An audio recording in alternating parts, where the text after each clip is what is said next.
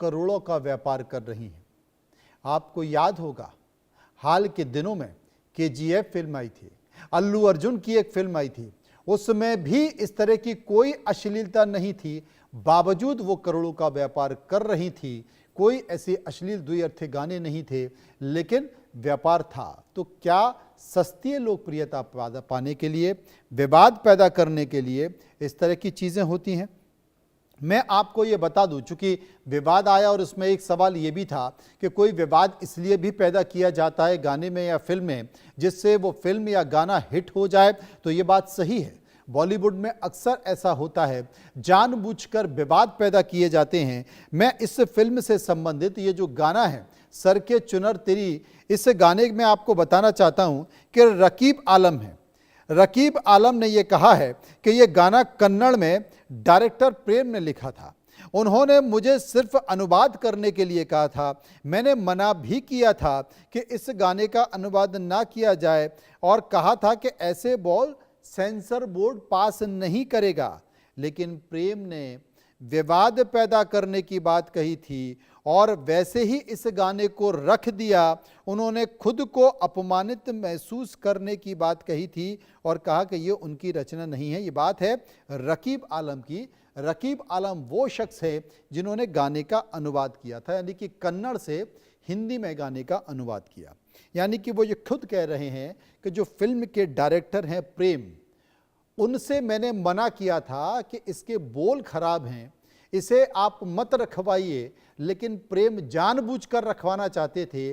प्रेम खुद विवाद पैदा करवाना चाहते थे। और ये प्रेम जिनका फोटो दिखाई दे रहा है, मुझे लगता है कि रकीब और प्रेम की अगर बातों को देखा जाए तो इन दोनों की बातों से ये साफ तौर पर लग रहा है कि जानबूझकर विवाद पैदा करना, यानी कि चीप पब्लिसिटी पाना, जिससे आपकी फिल्म की, आपकी गाने की चर्चा हो, लोग उसे देखें, यूट्यूब पर जाएं, सर्च करें और पूरी फिल्म को देखें, ये जानबूझकर किया गया मुद्दा है। बहुत सारे ऐसे मुद्दे हैं जिसमें एक नेगेटिव पब्लिसिटी पैदा की जाती है जिससे कि फिल्म बहुत चलती हैं, लेकिन दुख की बात है कि उनके खिलाफ कोई सख्त कार्रवाई नहीं होती है। अगर सख्त कार्रवाई हो तो शायद फिल्म और फिल्मों की झूठी जो पब्लिसिटी होती है, विवादित जो पब्लिसिटी होती है, वो ना हो। और मैं तो ये कह रहा हूं कि इस तरह की फिल्मों को डब्बा बंद कर देना चाहिए, इस तरह की फिल्मों को रिलीज ही नहीं होने देना चाहिए। जिस दिन ये ऐसा हो गया तो फिल्म और ऐसी फिल्मों पर विवाद जो कि जानबूझकर क्रिएट किए जाते हैं, समाज को तोड़ने के लिए या समाज को अपमानित महसूस करने के लिए होते हैं, शायद ये होना बंद हो जाएंगे। लेकिन सख्त कानून नहीं है। हमारी जितनी भी एजेंसियां हैं वो भी बहुत ढीला रवैया अपनाते हैं। अब यहाँ सीबीएफसी की बात करें तो मुझे तो लगता है कि सीबीएफसी सेंसर बोर्ड जो संस्था है वो एक हाथी के दांत की तरह है कि खाने के कुछ और हैं और दिखाने के कुछ और हैं। यानी कि वो संस्था ज़रूर है जो मॉनिटरिंग करती है, लेकिन इस संस्था से कोई डरता नहीं है। दूसरा, भ्रष्टाचार की बात भी इस संस्था में लगातार निकल कर आती रही है। बीते कुछ सालों की बात है, सेंसर बोर्ड के सीईओ ही रिश्वत लेते हुए पकड़े गए थे। सीबीआई ने उन पर कार्रवाई की थी, इसलिए इस बात की भी पुष्टि हो गई थी कि लोग इस तरह की फिल्म और इस तरह के जो गाने हैं उन्हें पास कराने के लिए रिश्वत भी देते हैं। पैसे का खेल भी चलता रहता है, लेकिन देखे कौन, समझ में नहीं आ रहा। संसद में बवाल हो गया, मंत्री को जवाब देने पड़ा, लेकिन देखेगा कौन। बादशाह का जो गाना आप देख रहे हैं, बादशाह के इस गाने में नाबालिग बच्चियों से शूटिंग कराई गई, नाबालिग बच्चियों पर यह गाना फिल्माया गया और उसके बाद इस गाने में इतने अश्लील शब्दों का प्रयोग हुआ जिसकी आप कल्पना भी नहीं कर सकते। आखिर कैसे किया जा सकता है? ये कहा जा सकता है, ये कहा जाता है कि महिलाएं इस समाज का हिस्सा हैं। ये भी कहा जाता है कि उन्हें बराबरी का हक है। ये भी कहा जाता है कि समाज में महिला लड़कियों का स्थान पूजनीय है, लेकिन बावजूद उन्हें एक उपभोग की वस्तु, एक वस्तु मानकर हर चीज़ में अगर आप देखें तो चाहे किसी कंपनी के विज्ञापन हो जिसमें कम कपड़ों में लड़कियां आपको दिखाई देंगी, कोई भी विज्ञापन हो लड़कियों का इस्तेमाल, और चाहे वो फिल्मों की बात हो, चाहे वो गानों की बात हो, अश्लीलता की पराकाष्ठा पार कर चुकी है। आप अगर सोशल मीडिया साइट पर चले जाएं, वहां पर जिस तरह से लड़कियों की इज्जत के साथ खिलवाड़ किया जा रहा है, समाज में जिस तरीके से पेश किया जा रहा है, बड़े दुख के साथ मुझे यह कहना पड़ रहा है कि कोई भी ऐसी संस्था नहीं है सरकार की जो इस पे कोई सख्त कानून बनाए। हमारे साथ रेनू भाटिया जुड़ गई हैं। मैंने देखा कि किस तरीके से बादशाह के वकील रेनू भाटिया जी के सामने खड़े हुए थे, तमाम दलीलें दे रहे थे, लेकिन उन्होंने एक दलील नहीं सुनी और सीधा गिरफ्तारी वारंट जारी किया। वो वकील गिड़गिड़ाते रहे और मैं स्वयं इस कार्रवाई की प्रशंसा करता हूं, तारीफ करता हूं, क्योंकि जब तक सख्त कार्रवाई नहीं होगी तब तक शायद समाज को या इस तरह के लोगों को डर नहीं होगा, भय नहीं होगा। और डर नहीं है, भय नहीं है, इसलिए समाज में स्त्री से बात करें। शुरुआत में रेनू भाटिया जी से कहूंगा, हर्षा रिशारिया भी हमारे साथ जुड़ गई हैं, इसके साथ साथ मधुरा नायक भी एक्ट्रेस है, वो भी हमारे साथ जुड़ गई हैं। सबसे पहले मैं रेनू जी कहता हूं कि अभी मुझे लगता है कि 8-10 दिन भी नहीं हुए, बादशाह जो रैपर हैं उनका गाना जो कि अश्लीलता की पराकाष्ठा को पार कर गया था, आपने वो सख्त कार्रवाई की, तब तक मार्केट में एक और गाना आ गया, सड़क से लेकर संसद तक सवाल उठ गया। मतलब बात खत्म हो नहीं रही है। इस रात की सुबह कब होगी, इस अश्लीलता पर लगाम कब लगेगी?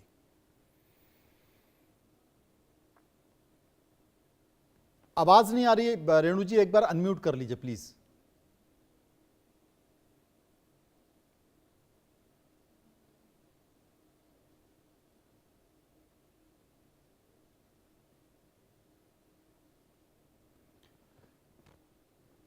रेनू जी की आवाज़ नहीं आ रही है। हम चर्चा उसी बात को लेकर करेंगे। रेनू भाटिया से मैं इसलिए भी जानना चाह रहा हूं क्योंकि जो बादशाह हैं उन्होंने टिटेरी जो गाना बनाया और उस गाने में अपशब्दों का जिक्र किया, जिक्र करने के बाद उन्होंने खेद व्यक्त किया कि मुझे पता नहीं था कि समाज को इतना बुरा लग जाएगा और मेरी ऐसी मंशा नहीं थी। लेकिन जब पब्लिक अपीयरेंस में वो गए और वहाँ जाकर पब्लिक के बीच गाना गा रहे थे तो उनके गाने के जो बोल थे और उनकी जो शरीर था, उनके हाथ के जो संकेत थे, वो उससे मैच खा रहे थे। तो क्या बादशाह को ये पता नहीं था?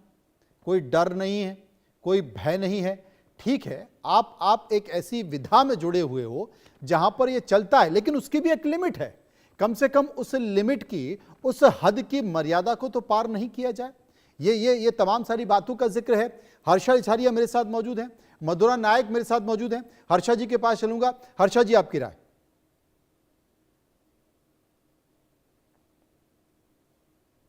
मुझे लगता है कि कुछ तकनीकी खराबी हो रही है। आप यहां पर भी आवाज नहीं जा पा रही है। हम आवाज उठाने की कोशिश तो कर रहे हैं अश्लीलता के खिलाफ, लेकिन तकनीक साथ नहीं दे रही है। मैं पीसीआर से कहूंगा कि एक बार कोशिश करें कि आवाज को ठीक कर सकें। लेकिन बड़ा ज्वलंत मुद्दा है, बड़ा गंभीर मुद्दा है और इस मुद्दे को लेकर देश बहुत उद्वेलित है। आखिर हर बार लड़कियां, हर बार महिलाएं ही क्यों शिकार होती हैं? उन पर ही इस तरह की अश्लील और भद्दे कमेंट किए जाते हैं। क्या ये पुरुष प्रधान समाज है इसलिए, या कहें पुरुषों को फर्क नहीं पड़ता इसलिए, या कहें सड़क से लेकर संसद तक महिलाओं के सम्मान की बात तो की जाती है, लेकिन व्यवस्था ठीक इसके उलट है। व्यवस्था ऐसी बिल्कुल भी नहीं है कि इनका सम्मान हो, और अगर सम्मान हो तो ऐसे लोग सलाखों के पीछे क्यों नहीं है? गिरफ्तारी वारंट निकला हुआ बादशाह का, कुछ दिनों में किसी न किसी कोर्ट से वो ढूंढते हुए, जहां उन्हें मुफीद लगेगा वहां से वो इस पर जमानत ले लेंगे और उसके बाद धीरे धीरे ये मामला ठंडा हो जाएगा। ऐसे बहुत से केस हैं, हमने ऐसे बहुत से केस हैं। यूट्यूब पर आप चले जाइए, इतनी अश्लीलता फैली हुई है जिसकी कल्पना नहीं कर सकते। अगर पॉर्न साइट की बात करें, ये तो फिर भी एक सामान्य चीज़ है जिसकी हम चर्चा कर रहे हैं। अगर आप पॉर्न साइट की बात करें तो सरकार हाथ खड़े कर देती है कि साहब हम इन पर रोक नहीं लगाते, हम 500 साइट पर रोक लगाते हैं तो 5000 खुल जाती हैं। क्या है ये? तमाम ऐसे देश हैं, तमाम ऐसे राज्य हैं, तमाम दूसरी ऐसी स्थितियां हैं जहां पर क्या इस तरह की साइट्स खुलती ही नहीं है। फिर भारत में क्यों खुल रही है? क्योंकि भारत एक बड़ा व्यापार देश है। तमाम ऐसी कंपनियों के लिए बड़ा व्यापार के तौर पर स्थिति यहाँ बनी हुई है। बहुत गंभीर स्थिति है और इन एक गंभीर स्थिति परिस्थिति के चलते इस मुद्दे पर चर्चा होनी चाहिए। समाजवादी पार्टी के सांसद ने इस मुद्दे को उठाया। समाजवादी पार्टी के सांसद ने इस मुद्दे को उठाया तो केंद्रीय केंद्रीय सूचना एवं प्रसारण मंत्री, जिनके अंडर में कि खुद सेंसर बोर्ड आता है, उन्होंने जवाब दिया और कहा यूट्यूब पर यह गाना बैन हो गया है। लेकिन क्या यूट्यूब के अलावा कोई ऐसी साइट्स नहीं है जिन पर यह गाना नहीं चल रहा है? मैं दावे के साथ, सबूत के साथ, ये गारंटी के साथ कह रहा हूं कि यह गाना दूसरी साइट्स पर, सोशल मीडिया साइट पर धड़ल्ले से चल रहा है। सर के चुनर वाला, जिसको कि यूट्यूब पर बैन कर दिया गया है, यूट्यूब पर बैन कर दिया गया है, लेकिन बाकी की सोशल साइट पर यह गाना चल रहा है। कैसे चल रहा है? क्या सरकार की कोई मॉनिटरिंग नहीं है, या तमाम ऐसी सोशल साइट्स की कोई जिम्मेदारी नहीं है? सरकार भी इन सोशल साइट को कई बार चेतावनी दे चुकी है, लेकिन इनकी अपनी मनमर्जी है। क्या ये भारतीय कानून को नहीं मानते? क्या ये भारतीय कानून की परिधि में नहीं आते? असल में सोशल मीडिया जो प्लेटफॉर्म है बहुत सारे, और सरकार है, उनके बीच अधिकारों को लेकर अभी टकराव चल रहा है। यानी कि उनको लेकर कानून ही नहीं बन पाए ठीक से, जो इन पर लगाम लगा पाएं, जो इन पर रोक पाएं। और सरकार जब बहुत आगे जाती है तो बात अभिव्यक्ति की आज़ादी की आ जाती है। लेकिन अभिव्यक्ति की आज़ादी और अश्लीलता, इसमें तो बहुत बड़ा अंतर है। सरकार को भी इस बात को गंभीरता से समझना चाहिए, और सोशल मीडिया के प्लेटफॉर्म्स को भी इस बात को गंभीरता से समझना चाहिए। अगर कोई भी व्यक्ति उल्टी करेगा आके इन सोशल मीडिया साइट्स पर, तो क्या सोशल मीडिया के प्लेटफॉर्म उसको वैसे ही दिखा देंगे? जिम्मेदारी के साथ समझना होगा, क्योंकि यह भारत है। भारत सनातन और संस्कृति का प्रतीक है, और अगर उसकी सनातन और संस्कृति ही अगर ऐसी हो जाएगी कि सड़क चौराहों पर, हर गांव और शहर के चौराहों पर अगर इस तरह की चीजें बनी रहेंगी, तो फिर आप इसे किस तरीके से देखते हैं? मुझे लगता है कि सरकार और सोशल मीडिया साइट्स को तो जिम्मेदार मानना चाहिए, इसके लिए समाज भी उतना ही जिम्मेदार है, और उसको भी अपनी जिम्मेदारी समझनी चाहिए। क्योंकि सोशल मीडिया को कौन देख रहा है? समाज में बैठे लोग ही तो देख रहे हैं। अगर इस तरह की चीजों का इस्तेमाल जिस साइट पर हो रहा है, वहां लाखों के व्यूअर्स हैं, फॉलोअर्स वहां पर हैं, क्यों हैं? कुछ ऐसे चुनिंदा लोग जो कि समाज में अच्छी निगाहों से नहीं देखे जाते, उनके फॉलोअर्स मिलियंस में क्यों होते हैं? कुछ ऐसे चुनिंदा लोग जो गंदी और घटिया बात करते हैं, उनके फॉलोअर मिलियंस में क्यों होते हैं? और जब फॉलोअर मिलियन में होंगे तो वो व्यापार में कन्वर्ट होगा, व्यापार में बदलेगा, और जब वो व्यापार में बदलेगा तो स्वाभाविक तौर से कहीं ना कहीं लोग व्यापार और अपने धन के, पैसे के चक्कर में पड़ जाएंगे, और इस तरह की चीज़ों के इर्द गिर्द घूमते नजर आएंगे। लेकिन यहाँ जिम्मेदारी समाज, सरकार दोनों की बन जाती है तब, जबकि व्यापार हावी हो जाता है और व्यापार की कोई हद नहीं होती है। तो मुझे ऐसा लगता है कि इस पूरे मसले पर, इन तमाम परिस्थितियों के बीच एक बड़ा मुद्दा है। इस मुद्दे को हम आज उठा रहे हैं। इस मुद्दे को उठाते हुए, चूंकि संसद में ये मुद्दा उठा है, इसलिए बहुत सारी परिस्थिति यहाँ पर बन गई हैं। मैं आपको बता दूं कि लोगों ने इस बात को लेकर गुस्सा जाहिर किया है। गुस्सा इसलिए भी जाहिर किया है क्योंकि नोरा फतेही के गाने सर के चुनर तेरी सरके की अश्लील बोल, और बादशाह का जो गाना है, जो कि उन्होंने टिटहरी गाना गाया, जो कि एक फोक सॉन्ग है हरियाणा का, उन शब्दों में अश्लीलता का प्रतीक किया गया, और इसके कारण ये पूरा विवाद हुआ। ये जो फिल्म है, कन्नड़ की फिल्म थी, जो कि केडी द डेविल जिसका हिंदी वर्जन है, जिसमें नोरा फतेही और संजय दत्त नज़र आए थे। नोरा फतेही के गाने सर के चुनर तेरी में अश्लील बोलों पर विवाद मचा, और विवाद मचने के बाद ये गाना, सरकार ने इसकी आलोचना की, लोगों ने इसकी आलोचना की, सड़क पर इसकी आलोचना हुई, संसद पर इसकी आलोचना हुई, जिसके बाद यूट्यूब और अन्य प्लेटफॉर्म से हटाने का जिक्र किया गया। लेकिन मैं यहां पर यह बता दूं कि अभी भी ये गाना कई प्लेटफॉर्म पर मौजूद है, और बादशाह का जो गाना है वो तो किसी भी प्लेटफॉर्म से हटाने का अब तक आदेश नहीं दिया गया। सबसे बड़ी बात है कि जो फिल्म के डायरेक्टर हैं प्रेम, जो कि